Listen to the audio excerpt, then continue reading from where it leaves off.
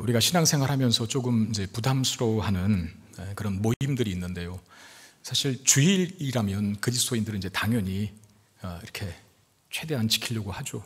그러니까 뭐 통계적으로 봐도 주일만큼 많이 각 교회에서 예배로 모이는 그런 날이 없거든요. 근데 이제 새벽 기도는 왜 하는지, 또 금식 기도는 왜 하는지, 또 금요철야 기도회는 왜 하는지 하는 그런 부담들, 차라리 만들지 않았으면 내가 안 나가는 것에 대한, 참여하지 못하는 것에 대한 어떤 부담이라든지 또 죄스러움이 없을 텐데 라고 하는 생각들이 있잖아요.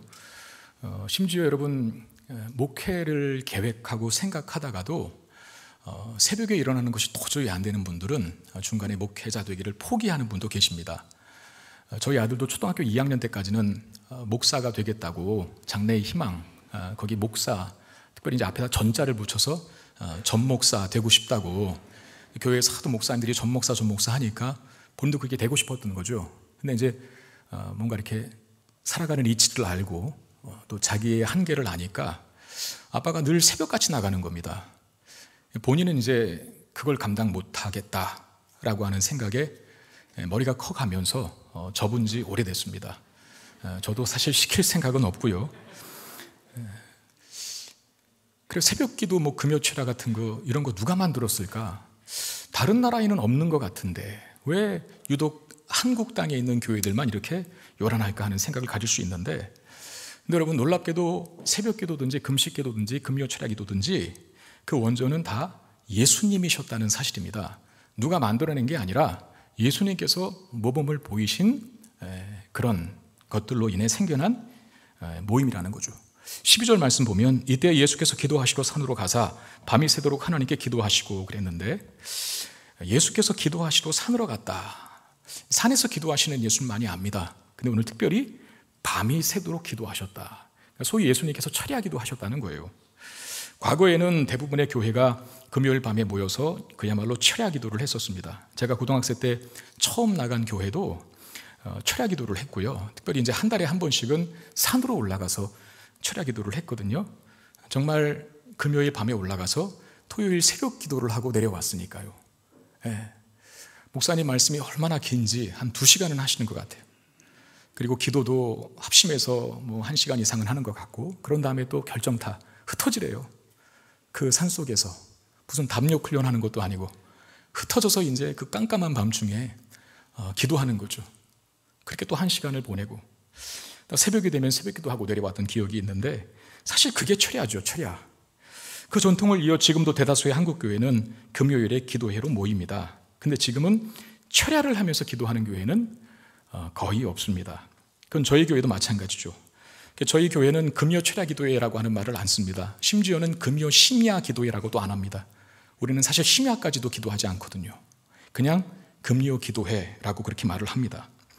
그나마 하는 기도 시간도 많이 짧은 것 같다는 생각이 들어서 이걸 어떻게 할까 늘 고민이에요. 기도회로 모였는데 그렇다고 말씀을 또 대충 전할 수도 없고, 설교를 줄이자니 은혜를 받지 못하실 것 같고, 기도회를 좀 더 늘리고 싶은데 전체적인 시간을 늘리자니 바쁜 현대인들인데 성도들에게 더 큰 부담을 지우는 건 아닐까 싶은 생각에 아직까지도 곤란한 상황에 있습니다. 지난주 금요 기도회 때 제 설교가 평소보다 조금 길었습니다. 제가 보통 금요일 날은 한 45분 정도 그렇게 설교를 하거든요. 근데 엊그제 말고 지난주에는 1시간을 했다 그래요. 고린도전서 말씀 마지막 시간이었기 때문에, 그래서 그런지 의도와는 조금 다르게 조금 설교가 길어졌던 모양입니다. 제가 그날 저희 딸에게 굉장히 혼났습니다. 아빠, 설교가 왜 이렇게 길어? 우리가 기도하러 왔지 설교 드리러 왔어? 막 이러면서 저를 야단을 치는 거예요. 제 자녀들이 금요기도에 나오는 것도 한 달에 한 번씩 있는, 오늘 광고 나갔지만 첫드림 특별 새벽 기도에 나오는 거 저는 참 감사합니다. 목회자가 자신의 자녀들이 기도의 자리에 있고 말씀의 자리를 사모하고 교회에서 헌신 봉사하는 걸 보면서 기분 나빠할 목회자가 어디 있습니까? 굉장히 기분 좋은 일이거든요. 제가 무슨 돈을 줘서 나오는 것도 아니고 협박을 해서 나오는 것도 아니고 본인들이 자발적으로 나와 참여하는데, 근데 지금은 좀 그들이 부담스러워졌습니다. 자꾸 제 설교 시간에 대해서 누구도 잘하지 못하는 말을 거침없이 해대는 것을 제가 계속 경험하고 있거든요. 지난달 첫 드림 때도 저희 아들이, 저는 다 끝나고 아들 방에 가서 수고했다고 말하려고 갔는데, 아빠 너 나와서 너무 기쁘다라고 말하려고 갔는데 보자마자 설교 길다고, 앞에 있는 애 조는 거 못 봤냐면서 저한테 막 구박을 하는 거예요. 제가요 하도 속상해서 큰딸 앉혀놓고 물었어요. 너 대답해봐. 자, 설교는 짧은데, 아주 짧은데 은혜도 없고 감동도 안 돼. 너 그런 설교 듣고 싶어? 아니면 설교는 조금 긴데 은혜가 있고 감동도 돼. 둘 중에 하나 선택을 하면 너 어느 설교 듣겠어? 여러분들 같으면 어느 설교가 낫습니까? 다시 말씀드릴까요? 짧은데 감동도 안 되고 은혜도 없어. 근데 무조건 짧아. 근데 이건 좀 긴데 너무 은혜스러워. 어느 걸 선택하시겠습니까? 저희 딸이 뭐라 그러시는 거예요 지금? 저희 딸이 이렇게 대답을 했어요. 제가 그 질문을 하자마자 아빠, 균형과 조화를 이루어! 이러더라고요. 자, 제가 웬만한 사람 눈치를 잘 안 보는 스타일이거든요. 근데 요새는 자식들 눈치를 봅니다. 처음에는 자발적으로 기도에 나오니까 기특하고 대견했는데, 우리끼리 하는 말입니다만 지금은 안 나왔으면 좋겠어요. 설교 준비할 때마다 그들의 얼굴이 떠올라요. 그래서 이거 빼자, 좀 줄이자. 여러분, 우리 옛날에 안 그랬잖아요. 2시간 설교 들어도 더 말씀해 주십시오라고 기도했었지 않습니까? 30분이 아니라 밤새도록 기도해도 기도 시간이 모자랐던 적이 있었는데, 요새는 5분만 길어지면 인상을 쓰십니다. 주일이야 그렇다 쳐도 계속 예배가 있으니까 금요일 이후에는 아무것도 없는데 저희 딸은 왜 그렇게 불만이었을까요? 여러분들은 일일 드라마나 주말 드라마 보면서 벌써 시간이 이렇게 됐나? 벌써 끝나나? 한 주간도 어떻게 기다리지? 그러잖아요. 근데 왜 예배 시간이 조금 길어지는 거, 말씀 시간이 조금 길어지는 거, 기도 시간이 조금 길어지는 거에 대해서는 그렇게 큰 불만을 가지시는지. 오늘 예수님께서도 중요한 일을 앞두고 밤이 새도록 기도하셨다라고 그렇게 말씀하셨습니다. 하나님이신 예수님께서도 인생을 살아가면서 사명 감당하시고자 그렇게 철야 기도하셨다라고 한다면, 능력도 안 되는 우리가 뭐가 잘났다고 기도는 점점 짧아지고 말씀은 점점 단순하고 그리고 짧게 듣기를 원하는 그런 마음들이 왜 자꾸 생겨지게 될까요? 우리 안에 은혜를 사모하는 마음, 영적인 것에 대한 갈급함들이 점점 사라져가기 때문은 아닐까요? 예수님께서 분명히 밤새도록 기도하셨다라고 말씀하셨습니다. 예수님의 모든 삶의 행동은 사실 이후의 그리스도인들에게 하나의 따라가라는 발자취로서의 의미가 있습니다. 우리가 본받아야 할 예수 그리스도의 삶의 행보라는 거죠. 그러면 예수님이 밤새도록 기도하시는 이유는 무엇 때문이었을까요? 13절에 그 이유가 있는데, 13절 보시면 밝음에 그 제자들을 부르사 그 중에서 12를 택하여 사도라 칭하셨다 그랬어요. 우리가 12 제자로 알고 있는 이 12 사도를 택하시기 위해서 기도하셨다는 겁니다. 밤이 새도록. 그럼 왜 12명일까 하는 생각을 해보게 되는데, 여러분, 이스라엘 민족의 근간은 야곱의 12 아들들이었습니다. 야곱이라는 사람이 12 아들을 낳지 않습니까? 그 12 아들들이 12지파가 되고 그 12지파가 이스라엘 민족이라고 하는 나라를 형성하게 되는 겁니다. 그와 연속선상에서 예수님은 새 이스라엘을 세우는 거죠. 새 이스라엘. 새 이스라엘은 민족과 혈통적 이스라엘이 아니라 뭡니까? 영적인 이스라엘이죠. 즉 12 사도가 근간이 되어 새 이스라엘, 영적 이스라엘인 교회를 세우시려 하시는 겁니다. 교회. 그러니 얼마나 중요한 순간이에요. 바로 그 중요한 순간에 예수님은 밤이 새도록 하나님께 그 중요한 일을 앞두고 밤이 새도록 기도하셨다는 겁니다. 여러분, 우리도 어떤 일을 결정하기 전에 항상 먼저 기도할 수 있어야 합니다. 그러니까 자꾸 여러분 결정해 놓고, 자기가 다 결정해 놓고, 그리고 다 하다가 잘 되면 또 기도조차 안 해요. 중간에 뭐가 또 안 되면, 막히면 그때 가서 저질러 놓고 도와주세요 라고 기도하는 모습, 아예 기도를 안 하는 것보다는 낫지만 결정하기 전에, 선택하기 전에, 계획하기 전에 하나님의 뜻이 뭔지를 한번 물어보고 하는 게 필요하지 않겠습니까? 먼저 기도하고 시작하는 습관을 들이셔야 한다는 거예요. 잠언 3장 5절 6절에 보면 너는 마음을 다하여 여호와를 신뢰하고 내 명철을 의지하지 말라. 너는 범사의 그를 인정하라. 그리하면 내 길을 지도하시리라 그랬는데, 더 단순하게 번역된 공동번역 성서를 보면 이렇게 되어 있습니다. 마음을 다하여 야훼를 믿어라. 잘난 체 하지 말고 무슨 일을 하든지 야훼께 여쭈어라. 이게 잠언 3장 5절 6절 말씀의 공동번역 성서의 번역이에요. 참 직설적으로 했죠. 적나라하게. 너 잘난 티 하지 마라. 네가 무슨 능력이 된다고 기도도 하지 않고 하나님 의지하지 않고 네 혼자 스스로 할 수 있다라고 생각하고 그렇게 덤벼드니 그러지 말고 하나님 앞에 먼저 여쭈어라. 기도하라. 이 말 아닙니까? 여러분, 하나님은 하나님을 의지하는 자들을 기뻐하십니다.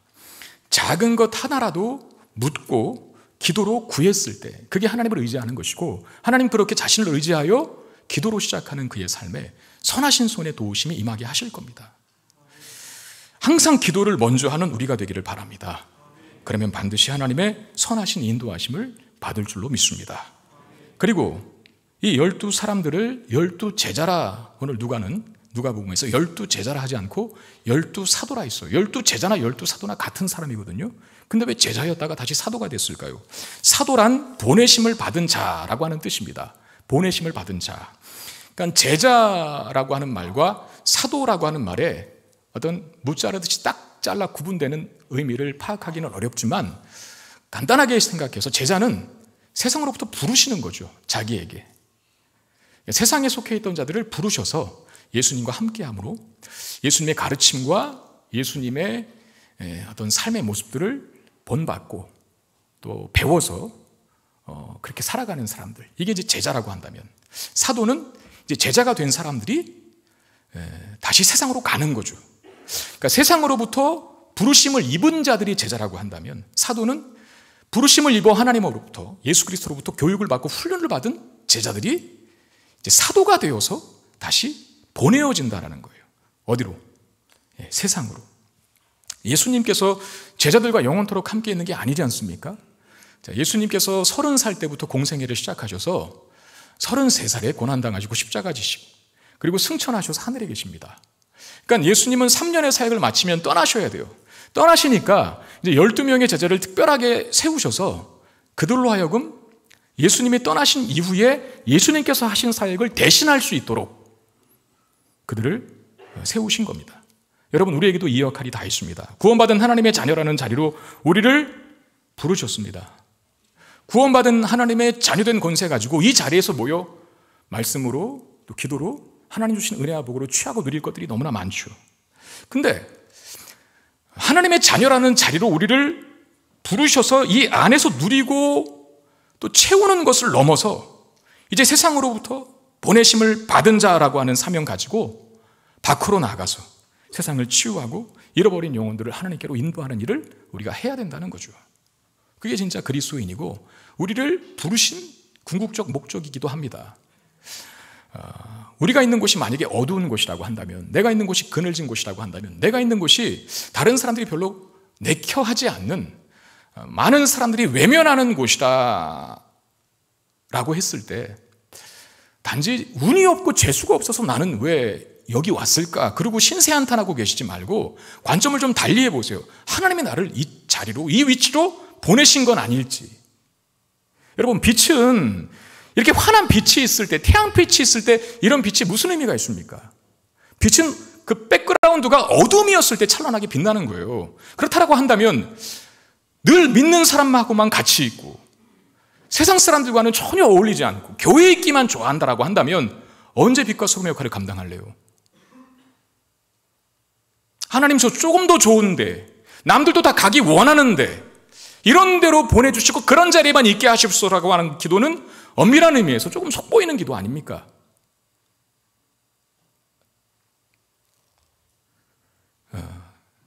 우리는 모든 나의 현실과 위치를 이제 다른 관점과 각도로 바라볼 필요가 있어요.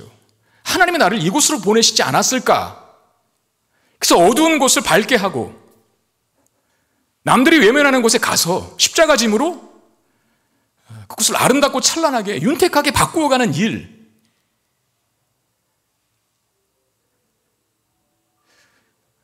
예수님께서 12제자를 12산으로 세우셔서 그들을 보내시고자 하시는 의미고, 우리를 하나님의 자녀 되게 하신 궁극적 목적이기도 합니다. 그게 이 안에서만 잘 되는 것으로 끝나지 않고 세상에 나아가 하나님의 살아계심을, 복음을 증거하는 증인으로 어두운 세상을 밝히는 역할, 그게 우리 가운데 있다는 거예요.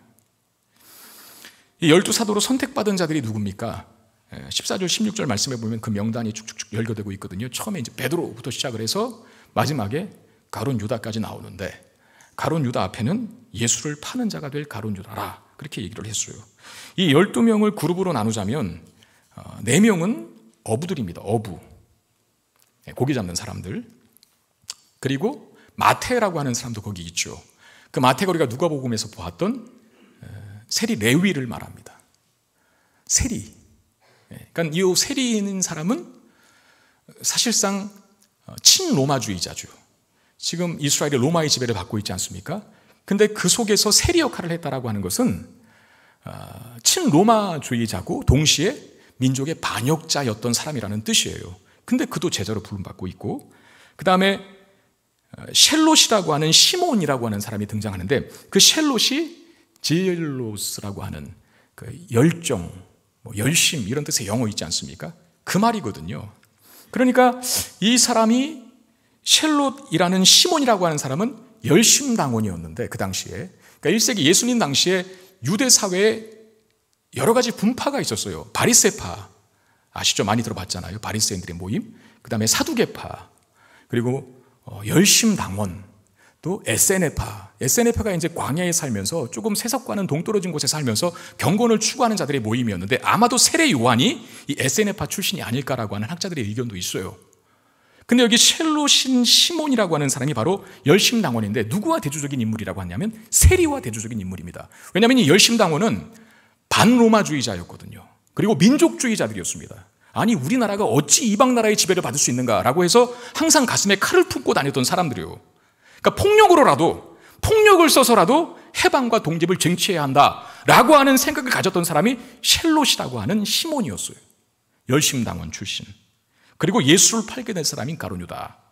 자, 이 사람들의 면면을 보면 이 12사도로 부름받은 사람들을 무슨 기준으로 뽑았을까? 굉장히 모호합니다. 여러분, 보통 어떤 자리에 아주 중요한 일을 앞두고 어떤 일을 맡기기 위해서 사람들을 세울 때에는 분명한 기준과 원칙을 두고 세우죠. 그러니까 누구라도, 최대한 누구라도, 누가 봐도 다 수긍할 만한 그런 기준을 들어서 그런 기준에 부합하는 자격을 가진 사람을 선출합니다. 그렇잖아요. 네, 보통은 개인적인 능력이 뛰어나고 그 분야의 최고의 전문성을 가진 사람들을 보통은 그 요직에 세웁니다. 그런데 예수님이 택하신 12사도를 보면 무슨 개인적인 능력이라든지 아니면 그분의 최고의 전문성이라든지 그런 거 없습니다.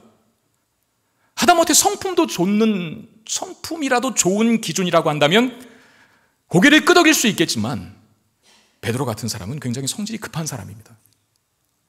그리고 예수님이 잡혀갔을 때에는 다 도망쳐요. 이 12사도들이. 이 사람들은 의리도 없는 사람이에요. 의리도. 믿음이라도 좀은 모를까? 이 중에는 예수를 팔 자도 있습니다. 무슨 기준으로? 밤새도록 기도하셨다면서, 중대사를 앞두고 밤새도록 기도하여 뽑은 사람들이 고작 이 오합지졸 같이 보이는 굉장히 기준이 모호한 이들일까 싶은 거죠. 왜 이들을 예수님께서 선택하셨을까요? 12사도로. 제가 여러분들에게 질문 하나 드리겠습니다. 여러분들이 하나님의 자녀로 선택받은 이유가 뭐냐라고 질문을 받으신다면 뭐라고 대답하실래요? 제가 조금 믿음 있는 것 같아서요. 제가 조금 이제껏 착하게 살았거든요. 제가 조금 머리에 든 게 많습니다. 그렇게 대답하실래요? 아니요. 모르겠습니다. 이게 답입니다. 저는 심지어 저를 하나님께서 목회자 되게 하신 이유도 아직까지도 잘 모르겠어요. 지난 수요일 부모기도회에 강의하러 오신 강사분이 자녀의 미래에 대해서 이야기하면서 부모가 자녀의 미래를 결정하는 게 아니라 자녀가 잘하는 것이 무엇인지를 파악해서 그 잘하는 것을 더 잘할 수 있도록 도와주는 역할을 부모가 해야 된다라는 이야기를 하셨었는데, 그러면서 어떤 자녀의 예를 드셨습니다. 그 어떤 자녀가 누구냐면 자기는 가수가 되고 싶다라고 부모에게 그렇게 말을 해서 그 부모가 그 자녀를 보컬 학원, 그러니까 노래 부를 수 있는 학원에 보냈대요. 근데 선생님 얘기 들어보면은 얘는 노래에 소질 있는 애가 아니라고. 그러니까 본인도 그걸 알았는지 좀 다니다가 이제 안 되겠으니까 엄마 그냥 나 가수 안 될래요. 그러면서 근데 이제 백댄서가 좋아 보이니까 나 댄서가 될 거예요. 그렇게 얘기를 하고 댄서 학원에 보내달라고 하더랍니다. 그 아이는 사실 가수가 되는 것보다 또 댄서가 되는 것보다 큰 틀에서 그 아이의 어떤 성향이나 기질, 또 잘하는 일, 또 하고 싶은 일은 남들 앞에 서는 것이다. 이렇게 생각하라는 거죠. 그러니까 남들 앞에 서기를 좋아하는 아이니까 그쪽으로 장래와 미래를 지도해 주는 게 맞다라는 조언을 주시더라고요. 참 합당한 말씀입니다. 대부분은 또 다 그렇고요. 그런데 아닌 경우도 많습니다. 왜냐하면 저는 어린 시절에 남들 앞에 서는 것이 죽기보다 싫었습니다. 제가 언젠가도 말씀드렸죠. 국어책 읽으라고 시켰는데 다리가 떨려서 그냥 주저앉았던 그런 친구거든요. 지금도 마찬가지입니다. 지금도 여전히 많은 대중들 앞에서 이렇게 말씀을 전한다든지 앞에 나가서 뭔가를 하는 걸 굉장히 부담스러워해요. 그런 저를 하나님이 목회자로 부르시고 많은 사람들 앞에서 말씀을 전하는 설교자가 되게 하셨다는 거예요. 그럼 저에게 하나님께서 아니 누구 중 한 사람이 당신은 어떻게 구원받았습니까? 라고 묻거나 당신은 어쩌다가 목사가 되었습니까? 라고 묻는다면 저는 모른다라고밖에 답할 수가 없어요. 모른다라고밖에. 달리 할 대답이 없어요. 그리고 하나 덧붙이겠죠. 저는 자격이 참 없고 그럴 만한 조건도 안 되는 자이지만 제가 구원받았고 목사가 되었는데 그래서 그것은 전적인 하나님의 은혜입니다. 이렇게. 그것은 전적인 하나님의 은혜일 뿐입니다 라고 말할 수밖에 없는 거죠. 이 12 사도들도 마찬가지예요. 자격 없는 자들을 택하시고 부르셔서 놀랍고 위대한 일을 감당하게 하심으로 하나님의 은혜의 힘이 얼마나 큰 것인지를 확인하게 하시고자 이들을 부르셨다는 겁니다. 만약에 자격과 조건이 되는 그야말로 개인적인 능력이 탁월하고 그 분야에 있어서 최고의 전문성을 가진 사람들만 세웠다라고 한다면 그건 그냥 그 사람들이 한 거죠. 어떤 놀라운 결과들이 있었을 때 야, 봐라. 우리가 해냈다. 해낼 줄 알았어. 이렇게 되는 겁니다. 그런데 전혀 거기에 부합하지 않는 사람들이 세워졌을 때 위대하고 놀라운 일이 결실되면 야, 이거 우리가 어떻게 했지? 아, 하나님의 은혜구나. 하나님이 하셨구나. 이렇게 답하게 된다는 거예요. 고린도전서 1장 26절 29절에 형제들아 너희를 부르심을 보라. 육체를 따라 지혜로운 자가 많지 않고 능한 자가 많지 아니하며 문벌 좋은 자가 많지 아니하도다. 그러나 하나님께서 세상에 미련한 것들을 택하사 지혜 있는 자들을 부끄럽게 하려 하시고 세상에 약한 것들을 택하사 강한 것들을 부끄럽게 하려 하시며 하나님께서 세상에 천한 것들과 멸시받는 것들과 없는 것들을 택하사 있는 것들을 폐하려 하시나니 이는 아무 육체도 하나님 앞에서 자랑하지 못하게 하려 하심이라 그랬어요. 하나님이 왜 자격 미달인 사람들을 세우시는지, 우리가 한 일이라고 우리를 자랑하는 게 아니라 우리는 능력 없지만 능력 없는 우리를 통하여 위대한 일을 이루신 하나님을 찬양하도록 하기 위해서 하나님은 항상 그렇게 일하십니다. 그러니까 여러분 조금 내가 부족해도 또 연약해도 내가 무능하다고 스스로 생각하고 있어도 내가 가진 것 없어도 너무 주눅들어 있지 마십시오. 염려와 걱정이 그들랑 내려놓으십시오. 하나님의 크신 은혜가 우리가 가진 실력을 뛰어넘어서 일하실 줄로 믿습니다. 그리고 찬양하게 하실 거예요. 이 모든 것이 다 하나님의 은혜였다라고 말입니다. 근데 여러분 이 지점에서 한 가지 드는 의문이 있습니다. 예수님께서 12 사도를 선택하시기 위해서 밤새도록 하나님께서 기도하셨는데 그 결과가 왜 이 12명의 사람들이고 그 중에 심지어는 예수를 팔게 될 가룟 유다도 있을까? 기도 안 해서 그런 것 아닐까? 이렇게 하면은 그게 말이 되는데 기도 안 하니까 가룟 유다 같은 사람 뽑지 이렇게 될 수 있는데 예수님께서 밤새도록 기도하셨거든요. 그런데도 불구하고 예수를 팔 자인 가룟 유다가 12 사도들 중에 한 사람으로 들어가 있어요. 우리는 이런 대목에서 기도가 과연 유용한가? 라고 하는 의문을 갖게 되죠. 기도가 정말 우리를 복되게 하는 것이 맞는가? 기도를 통해 하나님은 우리를 간섭하시는가? 라고 하는 것에 대한 질문을 갖게 된다는 거예요. 여러분 이렇게 생각해 보시길 바랍니다. 예수님이 이 땅에 오신 이유는 우리를 대신해서 십자가를 통하여 대신 죽으시기 위해 오셨습니다. 그러니까 예수님께서 이 땅에 오신 궁극적인 목적을 한마디로 얘기하자면 죽으시기 위하여 이겁니다.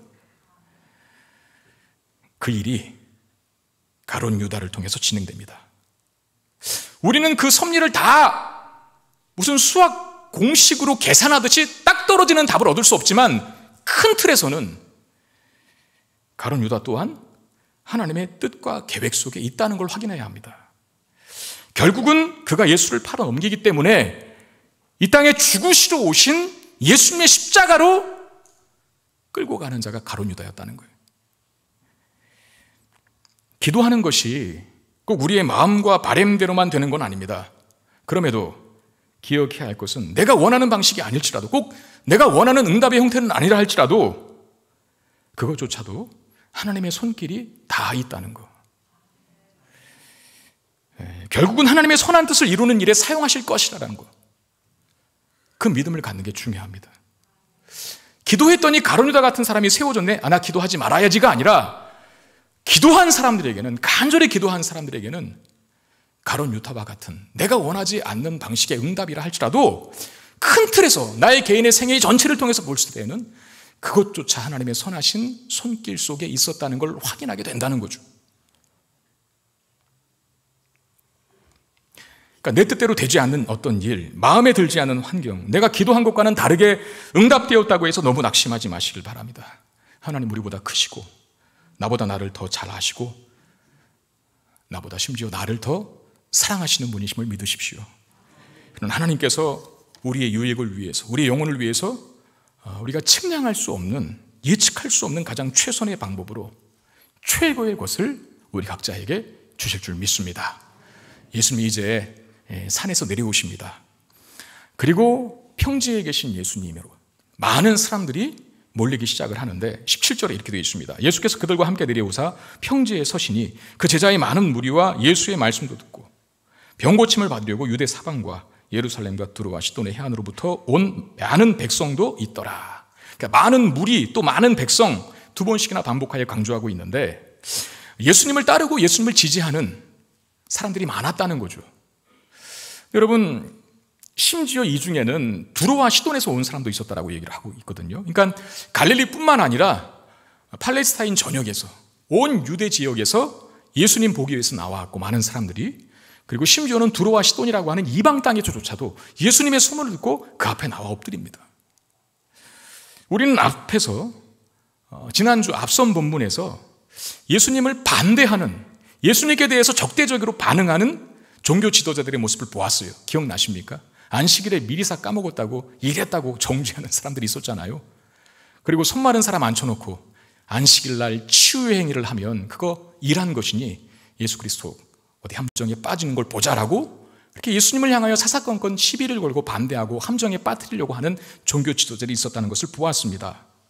이제 이들이 반대를 넘어서 적대적인 감정을 넘어서 이제 예수님을 죽이려고 하는 데까지 나가게 될 겁니다.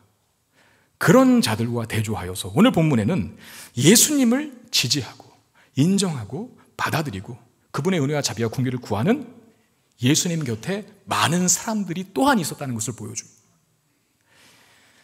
저는 이 대목에서 아주 큰 은혜를 받았어요.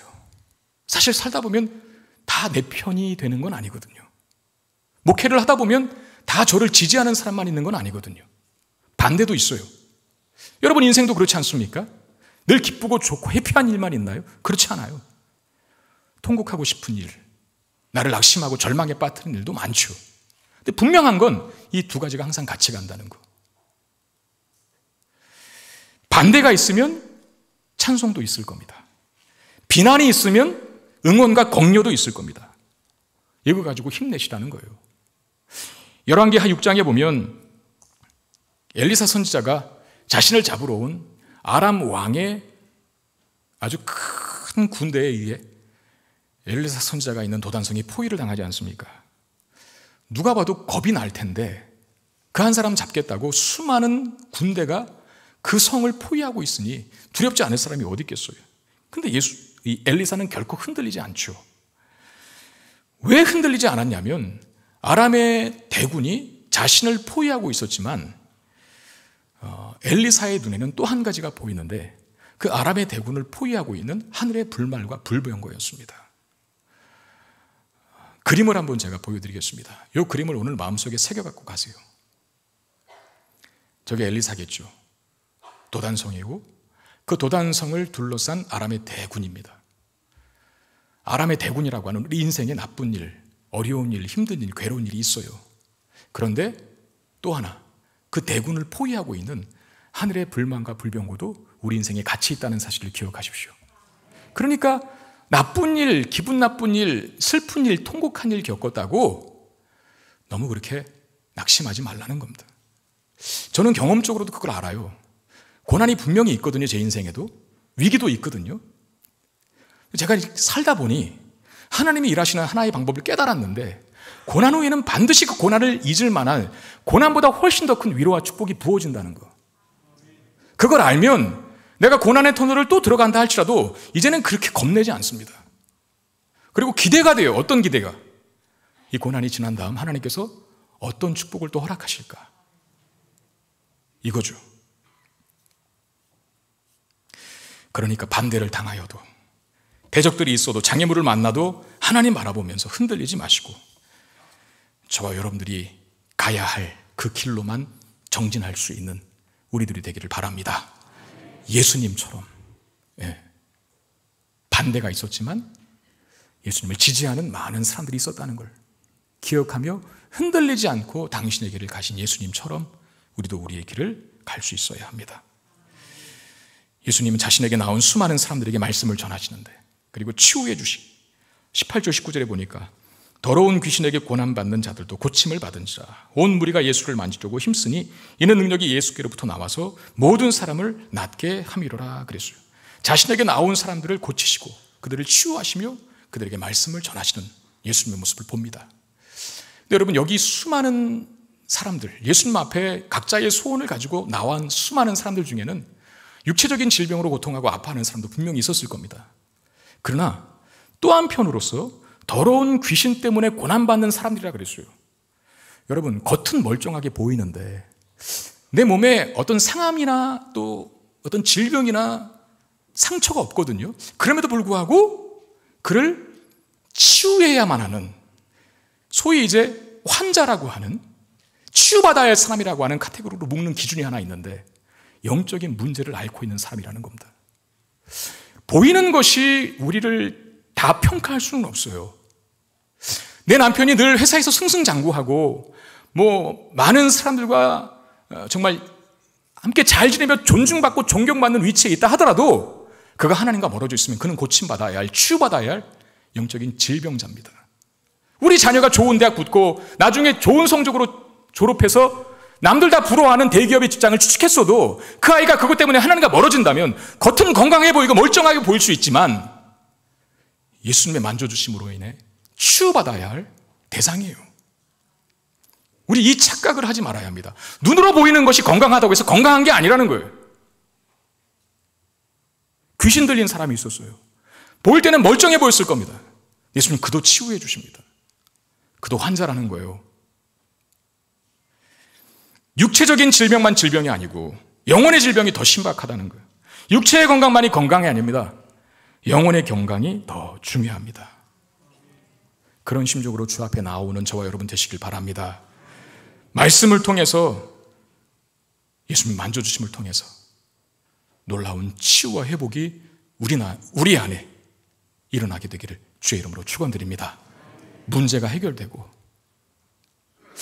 넘을 수 없는 산을 넘게 되고 우리 마음에 우리 영혼의 질병인 두려움, 불안, 걱정, 근심, 절망, 낙심들이 예수 그리스도의 만져주시는 은혜로 다 치유되고 회복되는 역사가 이 시간 있게 되기를 주의 이름으로 축원드립니다.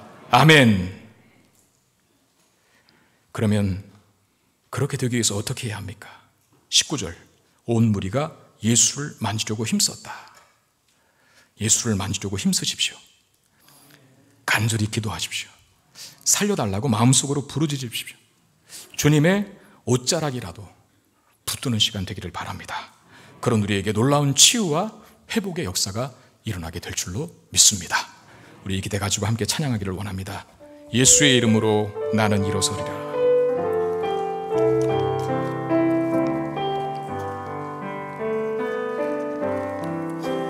예수의 이름으로 나는 일어서리라.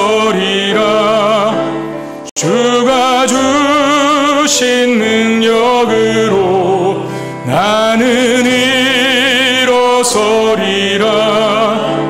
원수가 날 향해 와도 쓰러지지 않으리. 주가 주신 능력으로, 주가 주신 능력으로, 주가 주신 능력으로 일어서리. 예수의 이름으로, 예수의 이름으로 나는 일어서리라. 주가 주신 능력으로 나는 일어서리라. 원수가 날 향해 와도 쓰러지지 않으리. 주가 주신 능력으로, 주가 주신 능력으로, 주가 주신 능력으로 일어서리. 다시 한번 찬양합시다. 예수의 이름으로, 예수의 이름으로 나는 일어서리라. 주가 주신 능력으로 나는 일어서리라. 원수가 날 향해 와도 쓰러지지 않으리. 주가 주신 능력으로, 주가 주신 능력으로, 주가 주신 능력으로. 원수가 날 향해 와도, 원수가 날 향해 와도 쓰러지지 않으리. 주가 주신 능력으로, 주가 주신 능력으로, 주가 주신 능력으로 일어서리. 우리 기도하실 때 하나님 은혜를 간구하기 위하여 앞에 나왔습니다. 보이지 않지만, 만져지는 않지만 이 시간 우리 가운데 임재해 계신 예수 그리스도 우리 하나님을 묵상하며 기도합니다. 주님의 옷자락이라도 붙드는 심정 가지고 간구하오니 나 인생을 도와주십시오. 나와 함께 해주십시오. 내 아픔과 내 절망과 내 탄식을 아시는 주님, 나를 고쳐주시고, 내 두려움과 내 불안함과 내 걱정과 염려와 근심을 아시는 주님, 나로 담대케 하여 주시옵소서. 무너진 것이 있다면 세워주시고, 잃어버린 영적인 가치가 있다면 찾게 하여 주시고, 잠자고 있는, 죽어 있는 내 영혼이 있다면, 침체되어 있는 내 심령이 있다면 하나님 이 시간 부흥시켜 주시고 소생케 하여 주시고 회복시키셔서 즐거움 속에 예수를 믿는 신앙생활 할 수 있는 내가 되게 하여 주옵소서. 그리하여 나도 이 세상에 보내심을 받은 하나님의 사람이오니 내가 있는 곳이 주의 능력으로 밝아지고, 내가 있는 곳이 되살아나고, 내가 있는 곳이 남들이 다 외면하는 곳이라 할지라도 나 때문에 윤택해지고 아름다워지는 그야말로 빛과 소금의 역할을 감당하는 하나님의 사람으로 세워지게 해 주시옵소서. 우리 마음 가지고 간절히 기도하는 시간 갖겠습니다. 기도하겠습니다. 주님 은혜와 사랑을 감사합니다. 지금 간구합니다. 우리 가운데 임하신 주님이시여 우리의 기도를 들으시고 우리에게 풍성한 응답을 허락하여 주시옵소서. 하나님이 이 시간 임재하시고 우리의 기도를 듣고 계시는 줄로 믿습니다. 절박한 마음으로 말씀 속에 가르쳐주시고 나타나신 예수 그리스도 붙들고 간구하오니 주님의 옷자락이라도 붙들고 싶노. 하나님 구하오니 무너진 나의 영혼을 세워주시고 연약한 나의 인생을 강하게 붙잡아 주시며 잃어버린 영적 가치들을 되찾는 이 시간 될 수 있도록 주님 역사해 주시옵소서.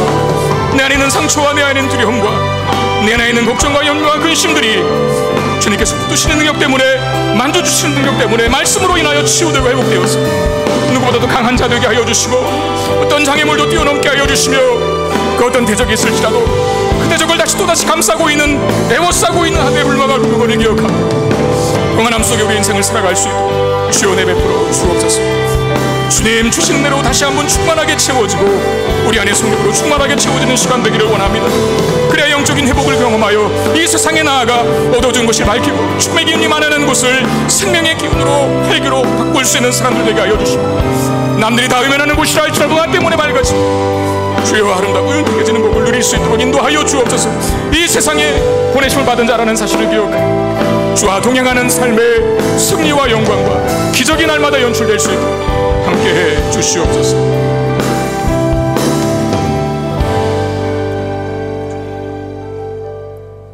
하나님 감사합니다.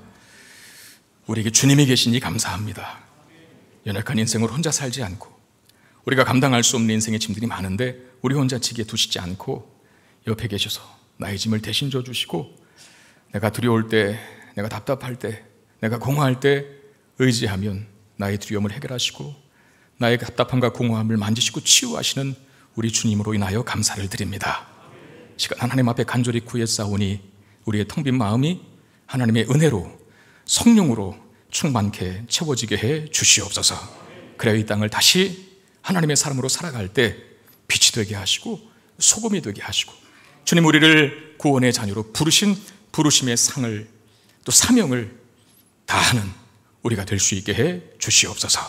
귀한 힘을 하나님 앞에 드립니다. 우리 마음을 담고 신앙의 고백을 담았사오니 주님 받으시고 하나님의 영광 나타나게 하시고 드린 손길들의 하나님의 자녀들의 한 주간의 삶에 이제껏 그래 오셨듯이 앞으로도 평안하게 하시고 그 모든 필요들을 풍족하게 풍성하게 채우시는 하나님의 은혜를 경험하는 복된 한 주 되게 해 주시옵소서.